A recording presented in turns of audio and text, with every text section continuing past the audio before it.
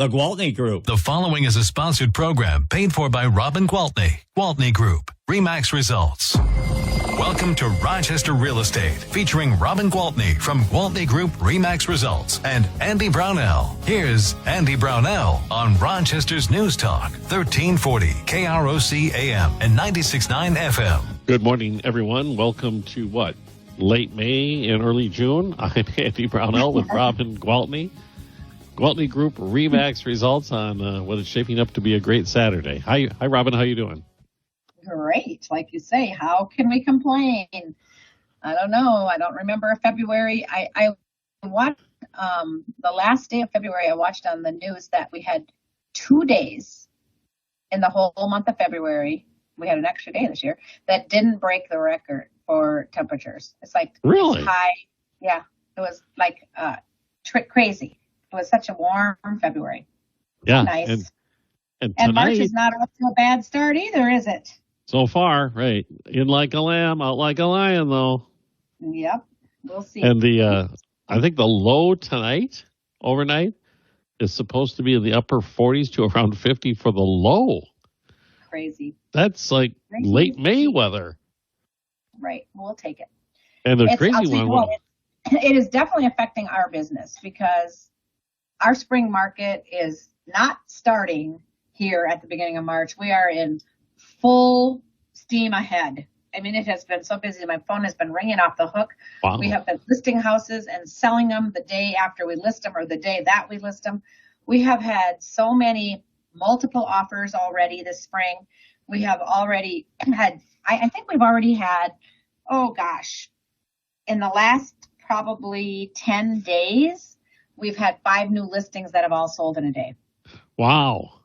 Yeah, it's happening. It's hopping out there. Are those in that 250 to 400,000 range? Oh, you are so smart. We had actually one that was in the low 2s, one that was in the mid 3s, 2 that were in the low 3s, one that was in the high 2s. So yeah, all in that price range. But actually, we had one that was, it was $565. Sold the day it got listed. So really? That's yesterday. Wow. Yesterday. That's impressive. Yeah, very good.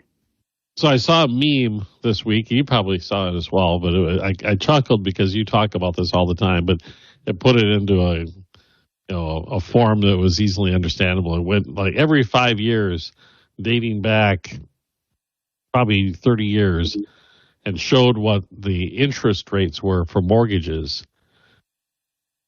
And then it averaged them out, and the average was over 7.5%. Exactly. Yeah. And then showed the freakishly low rates that we saw during the pandemic, but all those other years, I think the lowest rate was around 5%. Right. Yeah. No, we have, when you look at it historically, our rates are absolutely nothing to grimace about. And the other thing about that is if you look at all of the factors that play a part, the interest rate, the price of the house, and the income that the household is making. Yes. All of those things play a part. So if you look back when houses were so cheap, people say, oh my God, houses used to be so cheap. Yeah, and then people had to pay 14, 15, 16, 17, 18% interest, and they were making $3.50, $4, $5 an hour. So, I mean, it's all relative, right? And that's why I constantly focus on, can you afford the house? I don't care what the purchase price is. I don't care what their interest rate is. I care about how much money are you putting down. At the end of the day, what is your monthly expense going to be, and does that fit your budget? Sure. Because, again, very few people that I have ever sold a house to, and I'm talking about in 24 years, very few people that I sold houses to 24 years ago still own them. Now, there are a few. It's just that people don't stick with their house until the mortgage is paid off and then keep it until they have to downsize like they used to. We talk about this almost every single week. People are just more transient these days. If they decide they want to move to California, they move to California. If they decide they want to, whatever they want to do. And many of them can, because the kind of work that they do, they can do from home. they can even keep the same job they have and work remotely even if they move out of state. Not always, but a lot of times they'll just take a different job if that's what it is that they're after. And a lot of people are moving to be closer to family. So it used to be, okay, I graduate from college, I move halfway across the United States, that's where I'm going to stay. My kids see their grandparents a couple times a year. That's just the way it is. And I feel like that is changing and people are drawing back closer, as a family unit. And I see a lot of people, and sometimes it's actually the grandparents doing the moving because now their kids and grandkids are settling somewhere and the kids have good jobs and now the grandparents are retired. So they'll move to be closer to the kids and the grandkids. Yep. But either way, the families are coming back together and being more, centrally located. And I think that's for a whole lot of reasons. I was talking to the mayor, and she echoed exactly what you were saying. That we were talking about who is moving to Rochester, and she said more and more what she's running into is exactly what you said. Grandparents of children who never lived here but got jobs here. You know why? And they settled here, and then they came to visit their children and their grandchildren and really liked the community, and they ended up moving here as well. And part of that, of course, was to be close to the grandkids. The grandkids, and then there's the added benefit of the world-class health care that they can get as they age. So it really, truly is a win-win. Absolutely. So, it's all good. It's like used to be that people all stayed together. Then time changed and people dispersed. And now it seems to be going back to people are coming back together.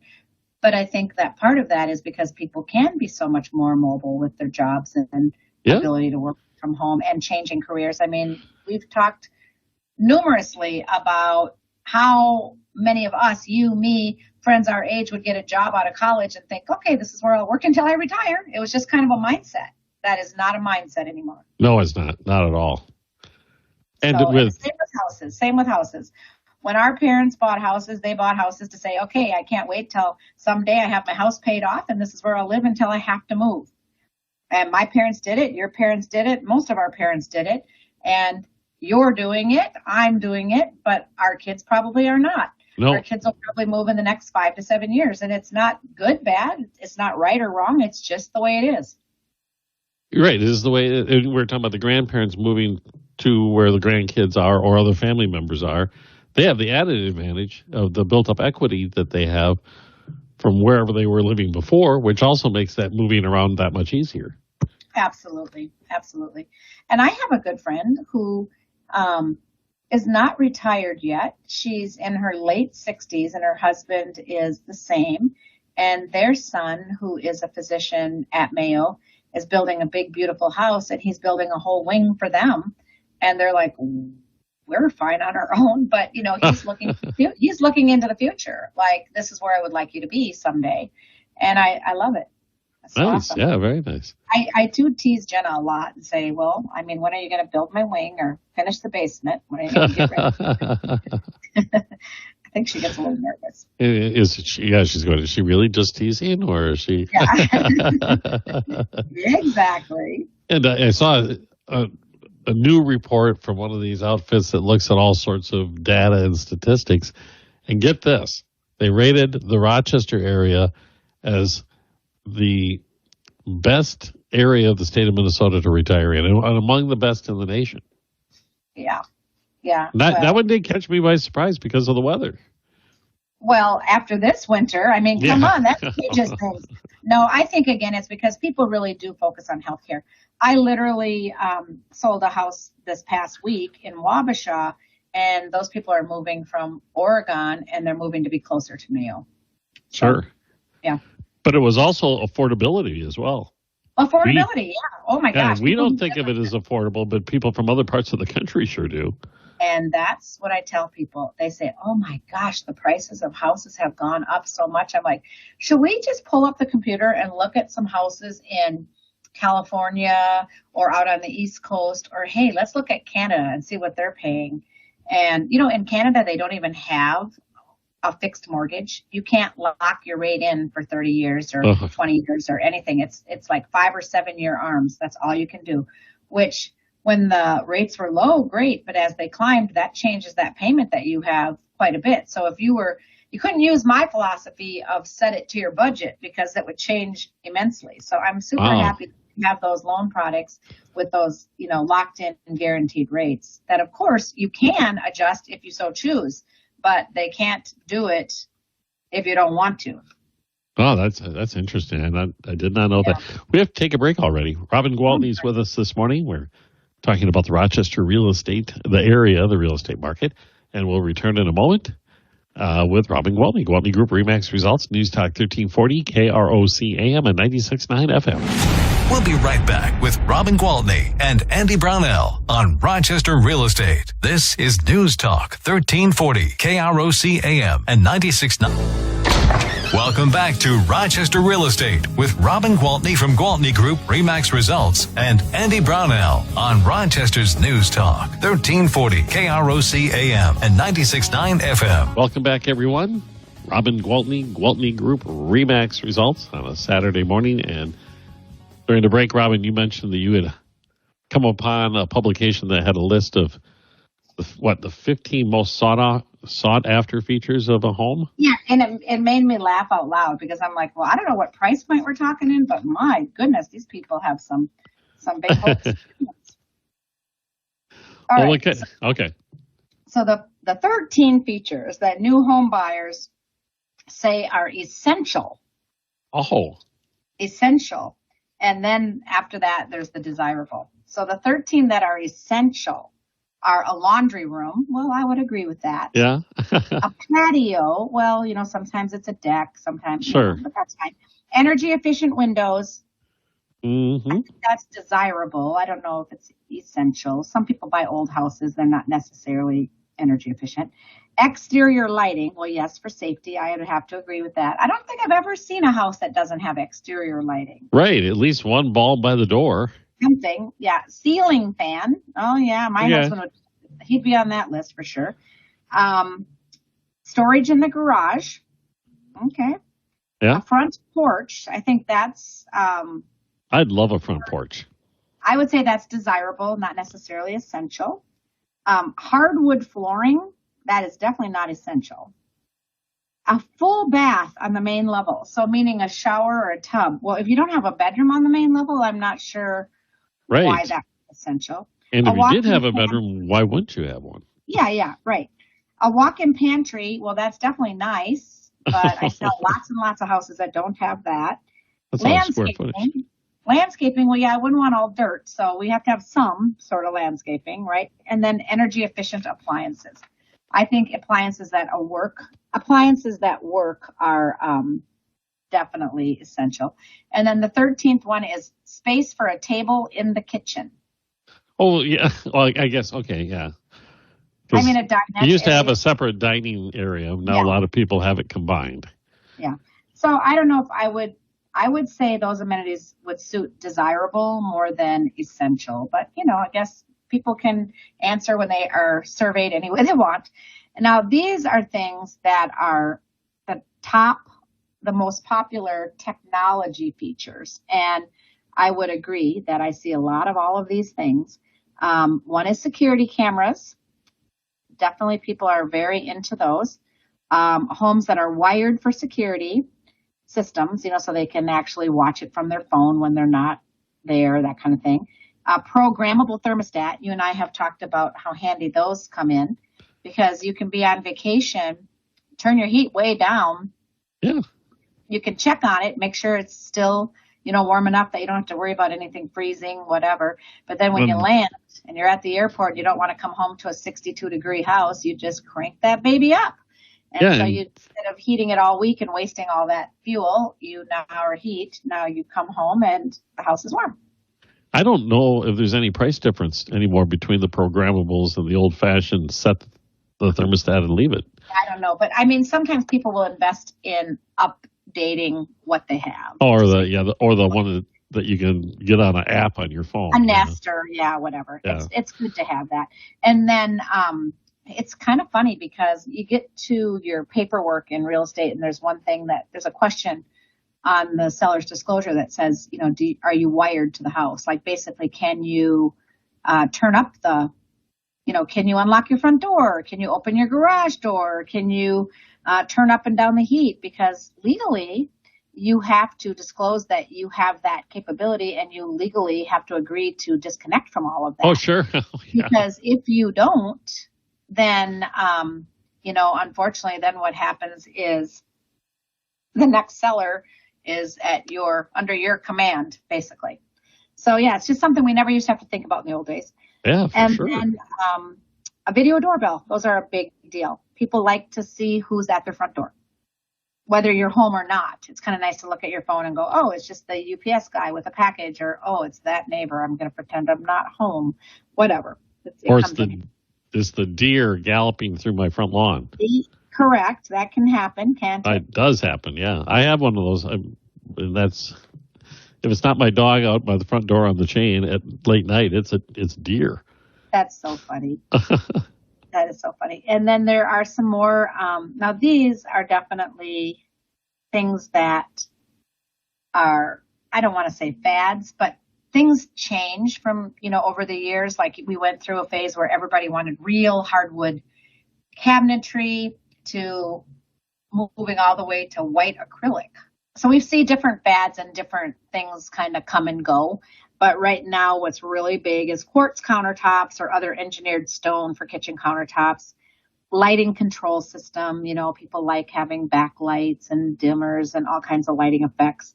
Outdoor fireplaces are a big popular item if you have the space for it and the budget for it.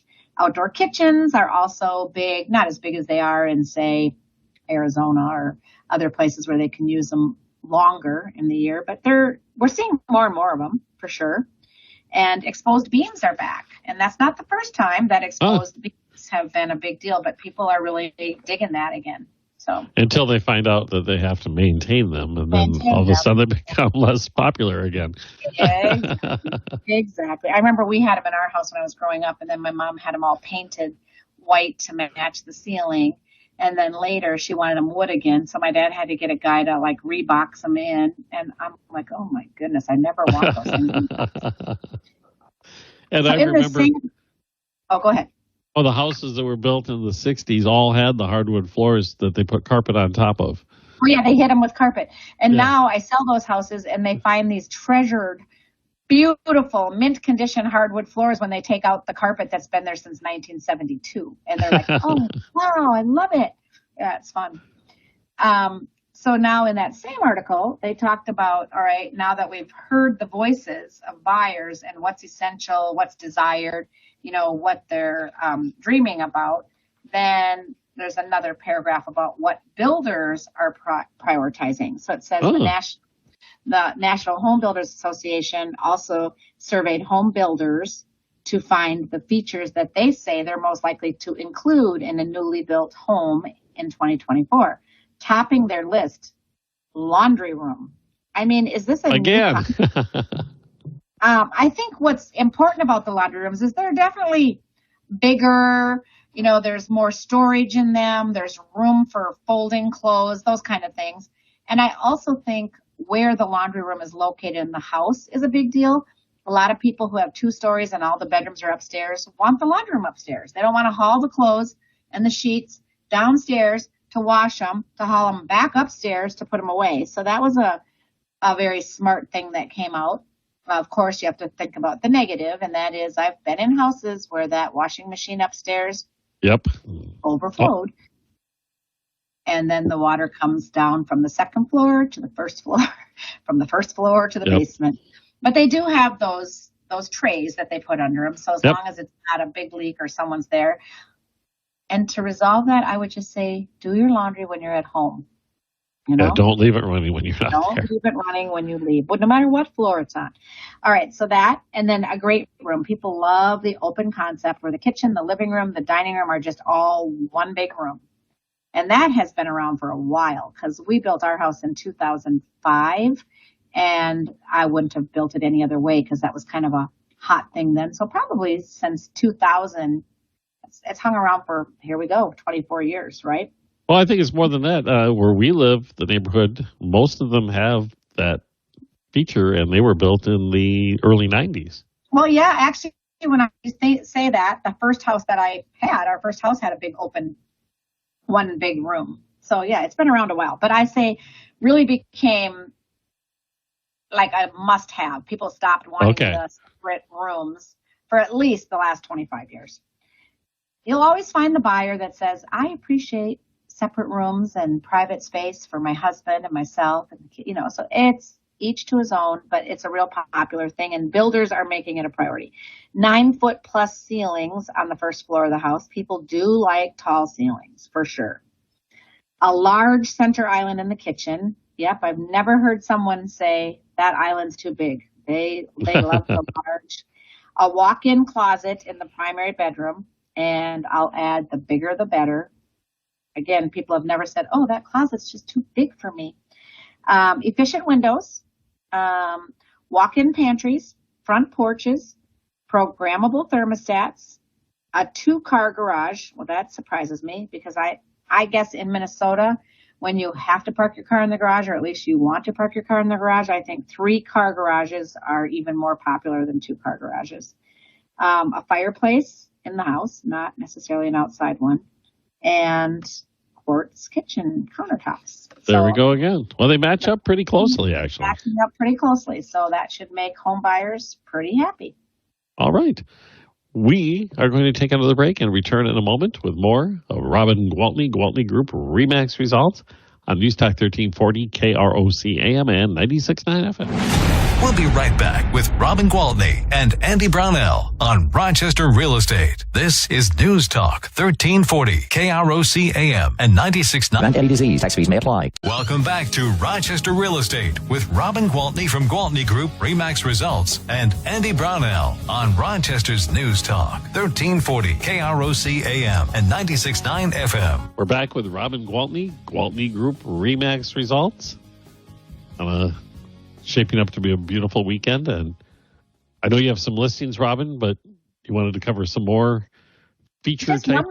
One little fact that was in that article that I found to be pretty interesting, and that is that people are less concerned about the square footage. They're more concerned about not having a cookie cutter house. They want things that feel like it was more customized for them. They want more of the high end amenities, as we just talked about. So the actual newly constructed house drops to its lowest level in 13 years of square footage to 2,479 square feet. So people are going with smaller houses, but customized more for them with more of the add-ons and higher amenities. So it's interesting. But 2,400 square feet is still a nice size house. Small. Yeah, I guess it depends on how many people you have in it, right? Well, yeah. No, it's just, again, that's the way we're going. I've had some buyers recently who tell me they're just doing 1 car. I'm like, oh, wow, things are circling back. I remember that used to be the way, but anyway. Okay, here we go. I'll go over some listings real quick. We've got those beautiful new construction townhomes out on Sapala Court. I think we have all of the building complete now, so we just put 3 more on. That's 5343 Sapala Court, 3 beds, 3 baths, 2,048 square feet, and they are $374,900. Very, very nice units. Beautiful floor plan, really well thought out. I just told you that this one sold, and that was 1118 Southern Hills Lane, Southwest. Hot property came on the market yesterday. I think there were 6 showings, and I believe an offer has been accepted. If not, it will be tied up by the end of today. So that was $565. Over on Coral Court, we had a 2-bed, 2-bath townhome, and I say had because that also sold first day on the market, and that was $359,900. And then Wabasha, 729 9th Street East, that one, again, $339,000, 3-bedroom, 3-bath, and also sold. So, I mean, sorry, these really haven't been on the market Going long, like hotcakes. Going like hotcakes. We do have one over in Wabasha, 65972 143 3rd Avenue. It's a 3-bed, 3-bath, 3-car garage, sits on 1.8 acres, pretty private, $359,900. And then down in Chatfield, 2127 Margaret Street, we've got a 5-bed, 4-bath, 3-car garage, 3,400 square feet, built in 1998, sits just under 2 acres. That one is $619. And we have in Rochester, 5110 Lehman Lane. This one is 5 beds, 4 baths, 3-car garage, $565. And, that's nice. We've got Highway 52 North in Preston, a 3-bed, 3-bath, 5-car garage for $389. And that one sits on just about an acre, 0.98 acre. And then we have one out in Dodge Center that's basically a commercial. It's a very interesting listing. It is it's over 5 acres. It's got a home, and then it's got a 50 by 65 commercial building and room for more commercial shops and buildings. It's a good piece of property. It's right out there by McNeelius, and that one is $850. Then we have that one is sold. That was another Wabasha one, and I guess that's about all we have. But do we have any time left, or are we out? We're almost out. Okay, well then I will save the market report for next week. Okay. I just have some. Yeah, I have just some. That's fine. We'll go over it next week. No problem at all. We'll just close by saying that I am here and the Gwaltney Group is here to help you with any of your real estate needs. And when I say that, it doesn't just have to be buying a house or selling a house. You might have a question about whether or not it makes sense to remodel your kitchen or finish your basement, or what are the average values doing in your neighborhood, or we're thinking about selling this summer. What could we be doing now to get ready? I mean, anything that you can dream up that has anything to do with real estate, do not hold back. Just call me and I'm happy to help. Again, I can help you move anywhere in the country. I'm super well connected to excellent agents throughout the United States. Well, actually, even outside of the country, if you want to know the truth. So if you have anything real estate related that I can help you with, please call my cell phone at 507-259-4926, and I'll be happy to help. All right. Robin, you enjoy the weekend and the rest of the week, and we'll talk to you next Saturday. Sounds great. Thank you very much. Robin Gwaltney, Gwaltney Group, RE/MAX Results on News Talk 1340, KROC AM, and 96.9 FM. Association.